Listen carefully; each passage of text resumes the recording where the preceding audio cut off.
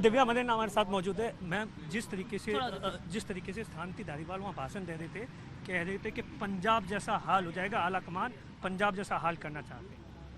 नहीं, आला कमान कुछ नहीं करना चाहते हैं। आला कमान कांग्रेस को मजबूत करना चाहते हैं। पंजाब जैसा हाल अगर कोई करना चाहता है तो शांति धारीवाल, महेश जोशी करना चाहते हैं, जिसकी पटकथा आपने सब फिल्म पूरी देखी ली। मैम, जिस तरीके से आप बैठक में बैठी थी, जब आपको ये पहली बार पता चला कि काफ़ी विधायक है वो वहाँ पर है, उस वक्त आपका कैसा रिएक्शन था और आपको क्या कुछ याद आ रहा था? मुझे अनुशासनहीनता नजर आ रही थी और मुझे लग रहा था कि जिस पार्टी को मैंने बड़े होते हुए आज 20 साल, तो मुझे 98 से राजनीतिक समझ थी, उसमें से देख रही हूँ। तभी भी मुख्यमंत्री के साथ में कैबिनेट में मंत्री थे शांति धारीवाल जी। आज जो कर रहे हैं, मुझे बड़ी सोच मतलब बड़ा ताज्जुब हो रहा था कि क्या राजनीति का स्तर अपने स्वार्थ के लिए इतना भी गिरा सकता है कोई?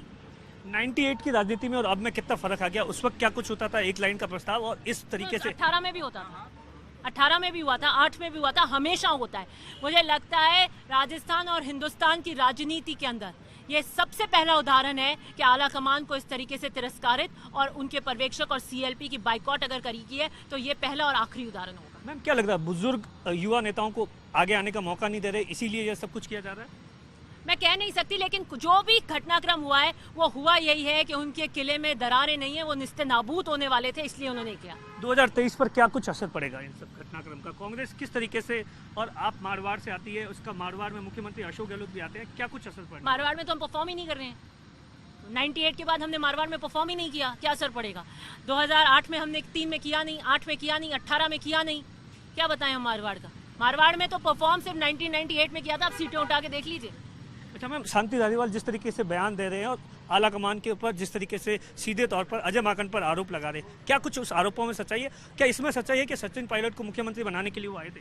बिल्कुल नहीं है। बिल्कुल जो कृत्य है शांति धारीवाल जी ने किया और उनको जब पता लग गया कि उनके साथ विधायक इसमें सहमति नहीं है, अब सारे वीडियो डालने लगे, भागने लगे। आई एम श्योर उनको फोन करके भी कहा होगा कि आपने हमसे कल ये क्या करवाया, कैसे आपने कंफ्यूजन किया, झूठ बोलकर हमें बुलाया।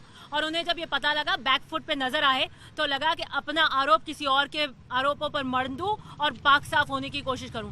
लेकिन ऐसा हो नहीं सकता। जो काम शांति धारीवाल ने किया है वो हिंदुस्तान के इतिहास में किसी ने नहीं किया है, ये इसलिए वो बख्शे तो नहीं जाएंगे। आला कमान को 3 कंडीशन दी गई, उसके बारे में क्या कुछ कहेंगे? हाँ, वो दे सकते हैं आला कमान को कंडीशन। इतने बड़े हो गए कि आला कमान को कंडीशनें दें। आला कमान के वर्द हस्त से 3 बार राजस्थान सरकार के मंत्री बनने वाले हैं। अब आला कमान को अपने घर में बैठकर कहेंगे ये बताइए आला कमान कौन है, आला कमान कैसे मानेगा? आला कमान बताए, इतने बड़े हो गए। अमीन खान वहाँ भाषण देते हैं कि बोले गद्दारों को कभी मुख्यमंत्री नहीं बनाना चाहिए। कौन है गद्दार? सचिन पायलट की लिख कहते हैं वो सीधे तौर पर। मुझे तो अभी कल के घटनाक्रम से धारीवाल जी और महेश जोशी सबसे बड़े गद्दार नजर आ रहे हैं। ये जो दिल्ली को चुनौती दें। सचिन पायलट ने मुख्यमंत्री से टकराव था, उनका गतिरोध सबको पता है, मुख्यमंत्री जी अशोक गहलोत से था। लेकिन धारीवाल और महेश जोशी ने जिन्हें धत्ता दिल्ली को बताया वो ज्यादा दोषी है और गद्दारी वो कर रहे हैं। मैम, क्या लगता है कि मुख्यमंत्री अशोक गहलोत को इस बैठक के बारे में कुछ पता नहीं था? वो जिस तरीके से वो मैं जैसलमेर में था उस वक्त, वो मेरी मुख्यमंत्री जी से सीएमआर पे मुलाकात नहीं हुई तो मैं कह नहीं सकती हूँ। ये दिव्या मदेना है जिनका साफ तौर पर कहना है कि जिस तरीके के हालात है उस तरीके से हालातों पर सीधे तौर पर शांति धारीवाल और महेश जोशी पर सीधा निशाना चल रहा है। दिनेश बोहरा, जयपुर, राजस्थान तक।